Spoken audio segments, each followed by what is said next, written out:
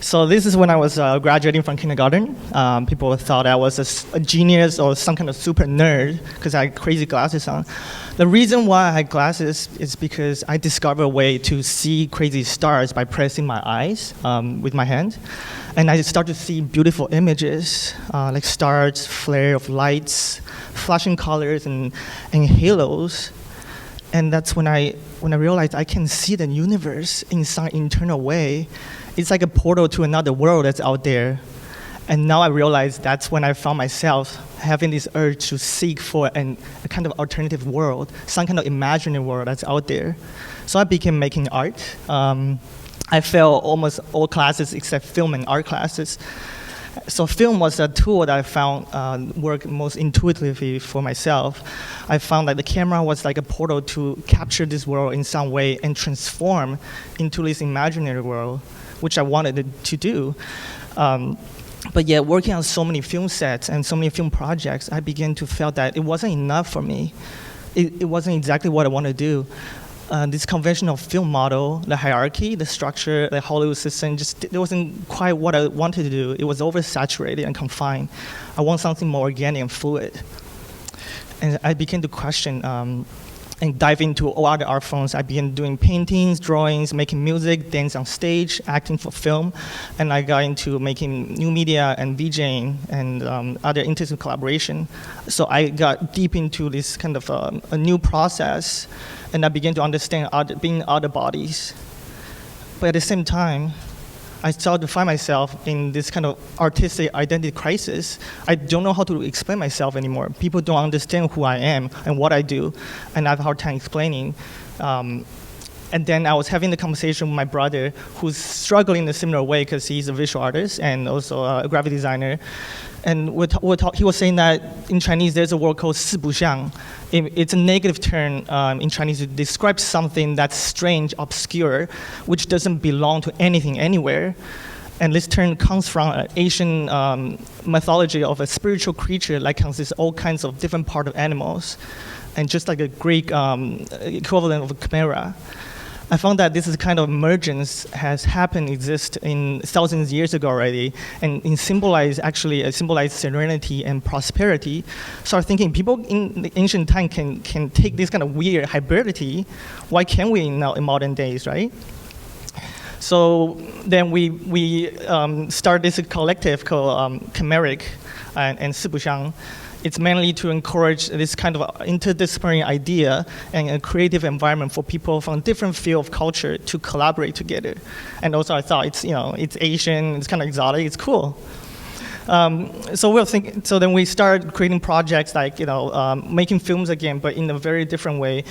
For example, this film we consist different disciplinary. We're trying to challenge the language of cinema by making a live cinema project with dance, film, theater, actors, animator, mixing video and film together. And around the same time when I began my interdisciplinary journey, I encountered PechaKucha Ranch. They are the pioneer of digital performance. So I assist the creator of Isadora. It's a real-time audio-visual programming software for performance environment. So I dive into the new world of a programming language to make my own tools to make art. And for this show, for example, we wrote a software that could generate paint on screen. So when you paint with a mouse or a Wacom, the images that you create can slowly transform in many ways, sort of like a live animation.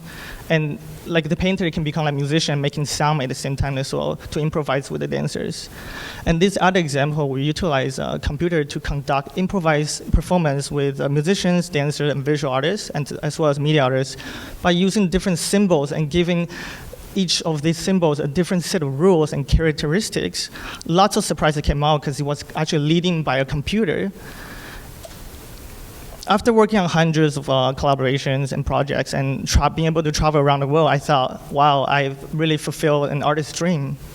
But I began to question, as an artist, what can I do for this world that's more than just making art for audiences?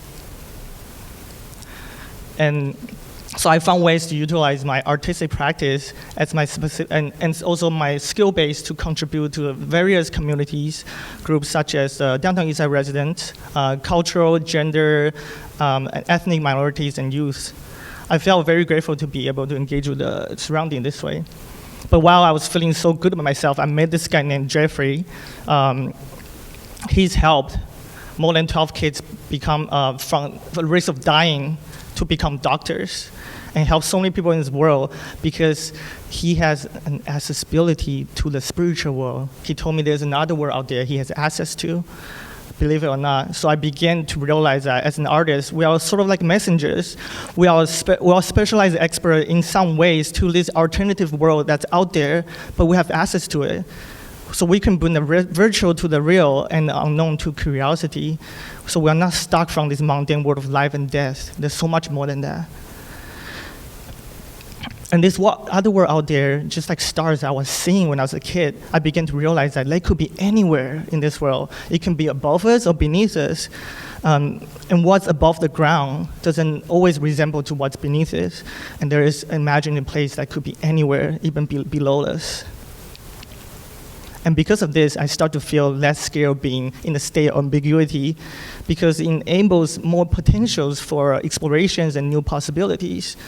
It makes me so mad when people complain about the world is such a boring place, and while all they do is consuming awful entertainments and think about making money, because there's so much more you can do. So when you feel stuck in a place where you don't want to be, why not find your own camera to find this other world that's out there? And if you can't find one, you can make one your own using the present day's technology and future technology that open up new portal to this other world. But remember to bring them back and fill this world with beautiful things and that nourishes our soul. Thank you so much.